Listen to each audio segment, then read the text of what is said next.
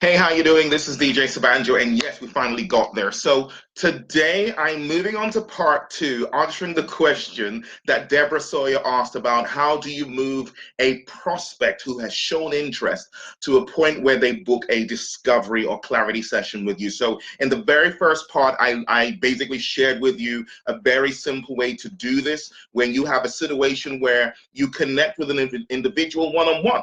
But what if it's in a group? So for example, maybe you're a guest on a radio show, or maybe you're hosting your own radio show, or maybe you're a guest on a podcast, or a webinar, or maybe you speak on stage somewhere. You have an audience, and maybe it's just a Facebook live broadcast. So you're going live on Facebook or Instagram or YouTube, and and people show up and then they are interested, but you have a larger audience. How do you move them from the point where they're interested, where they schedule appointments with you to get on a discovery session or a clarity session with you? Now, like I said in part one, it really makes sense to fill your calendar with discovery sessions with quality prospects, because quality prospects means you're going to help more people, you're going to get more clients, you're going to make more money. So how do we do this? And I'm just going to break it down with it's a very simple approach that we use here at Profit from Coaching. I've been using this for a while, and I promise you, when you start to use this, you would start to get some really great results. So now, first of all, you want to share great content. So that's pretty much it. Is you definitely want to share really great content. So whether you're a guest in a radio show, whatever you do, wherever you find yourself, just make sure whatever you share is brilliant and amazing content. Now that is critical. So now that you've done that, so maybe you've been interviewed, or you shared something, you taught something. Now we're at a point where you're looking to move people forward. How do we now do this? How can you make this happen? And this is where you want to do it right. What you want to do is you want to describe your ideal premium buyer. If you get this one wrong, what is likely to happen is you will get your calendar filled with appointments with people who really are not an ideal fit for you. So you're going to spend time talking to people, basically wasting your time with people who you shouldn't be talking to, because you're not a good fit for each other. And so describing your ideal premium buyer is really critical. And I'm going to share with you how to do that, right? So the first thing you do is you've got to go ahead and describe who they are and where they want to be. So who is your ideal premium buyer and where do they want to be? So for example, so let's say you're in a business where you're helping busy professional women get rid of stubborn baby fat, right? So how would you do that? So maybe you're in a guest show and on a podcast with someone who runs a community for professional women, and you've talked about maybe the 5 different reasons why professional women struggle to get rid of baby fat, and and the impact it has on them, and you've shared some great insights which have really excited your audience. But now you want to move things forward. You now want to move it to a point where you have appointments with people who fit the profile of your ideal premium buyer. So the first thing is you're done.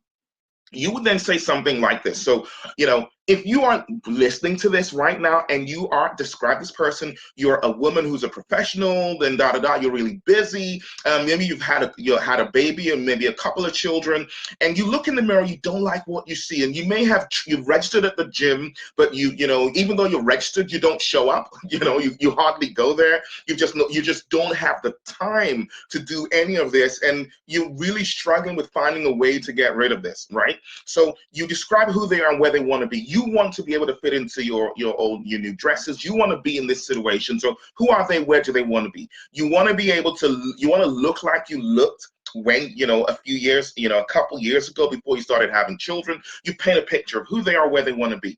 But however, you've got a great job, which is great. You're a professional. You're moving forward with your career. That's the good stuff. But then we have this other stuff. You don't have the time. You've tried things and they didn't work. So you describe the good stuff that's happening that qualifies them to be a prospect, and then the bad stuff that's happening that qualifies them to be a prospect. It's really critical. You need to describe the good stuff as well as the bad stuff. You see, the mistake a lot of people make when they're doing this is they only describe the bad stuff. So they say things like, you're registered at the gym and nothing's really working. You've tried this and that and nothing's really working. That's all the negative stuff, right? Which qualifies them. But you haven't talked about the positive stuff, which is you are, you're a busy professional. You're really, you care about your career. You're making some good career progression, right? But you kind of feel like, your self-confidence is impacted by how you look. So the good stuff is you're making some good career progression. You care about your career, and you're looking to get to the heights, right? Because that's your ideal premium buyer. So you you make sure you clearly communicate the good stuff that qualifies them to be your ideal premium buyer, and the negative stuff that's happening to them that qualifies them to be your ideal premium buyer. So what happens is this: if I have been looking to go to the gym and I haven't really been doing it, but I'm not really a professional, my career hasn't really been moving forward, I'm probably not going to be interested because you didn't describe me, right? But this other person who is the ideal person, you describe the positives that they bring to the table that qualify them to be a prospect, as well as the negatives. And that's really that's my secret. I just laid it out for you, because what most people do is they go, oh, you're frustrated because of this and this and this, you're not happy because of that and that and that, you tried this, it didn't work, you tried that, it didn't work. And that's great, it's good you say that, but you've also got to talk about the good stuff that's happening. You've been able to get to this point, you've had this success, you have this going on, this is the wonderful stuff that's happening for you, but you also have this negative stuff as well. So you're on stage or you're on a podcast and you literally call out the positive descriptions of your ideal premium buyer and the negative descriptions of your ideal premium buyer's current situation, right? Then once you've called them out, you have their attention, right? You really have their attention. You've piqued their interest. Then you basically say, I can help you. Really, that's it. So, so if you've got this great stuff going on, but you've got all this other negative stuff and frustrations, then I can help you. So basically, I can help you. Then that's basically putting yourself in the mix as the one who can help them bridge that gap between where they are and where they want to be. So you then make that promise, I can help you. Now, once you have said you can help them, then all you need to do now is basically just tell them what they need to do. So I can help you. I can help you bridge that gap so that you can get to the point where you get rid of that stubborn baby fat, and you can fit into those old dresses that have been sitting in your wardrobe for the last 3 or 4 years, right? Now, what you need to do next, and this is with the call to action, right, is if you fit the description of what I just explained earlier, then all you need to do is just raise your hand right now. You can say that if it's, sometimes that may work, sometimes that may not work, but you can just say raise your hand, and it works very well because that's a micro commitment. They've made a micro commitment by raising their hands, which makes it easier to get them to do the next thing. Okay, so basically what you then do is invite them to book an appointment. Basically say, go here, I am going to schedule appointments with up to 10 people who are here today, right? So I've set up a link for you to book an appointment. Share the link with them and literally tell them, go on there right now, right? There's 10 slots. Give them the link. So you would have set up the link before the session, right? There we go. And then just give them a link to go and book an appointment with you. And it's really that simple. So the reason now, when you do things this way, right, you have shared great content initially, you have described your ideal premium buyer, who they are, where they want to be, and where they are right now, the positive stuff that qualifies them as well as the negative stuff that qualifies them, and then basically present yourself saying, I can help you, and they are likely to believe you can help them because you shared great content earlier. The great content is really important. If you didn't share great content, they're less likely to believe you can help. But because you shared great content initially, right, before you went on to describe your ideal premium buyer, and then you say, I can help you, they believe you can help them. So they're thinking, okay, so how are you going to help me? And that's when you invite them to book an appointment. And it's really simple. Just say to them, go to this particular place. I'm going to be, I've blocked out 10 appointments for the people who are here right now.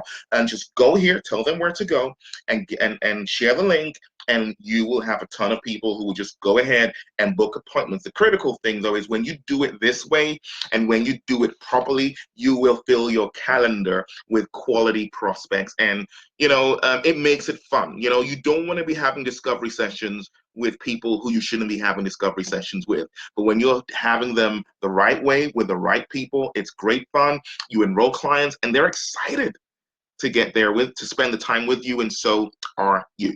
So there it is. Hope this is useful. Go ahead and leave your comments and leave your thoughts. Looking forward to hearing from you. And if you haven't got my book, Discovery Called Magic, yet, go to discoverycalledmagic.com and get your copy of the book. Looking forward to reading your messages and hearing from you. This is DJ Sabanjo, and in the next episode, right, I'm going to be sharing with you what to do, if it's all electronic. So it's not face to face, it's using, digital marketing, as people would call it. So basically there's no vocal conversations, there's no communication that way. It's just using technology to move people along to a point where they're booking appointments with you. I will share that with you in part 3 of this series, in response to the question from Deborah. Hope this was useful. Keep on being the amazing leader that you are. This is DJ Sabanjo, and bye for now.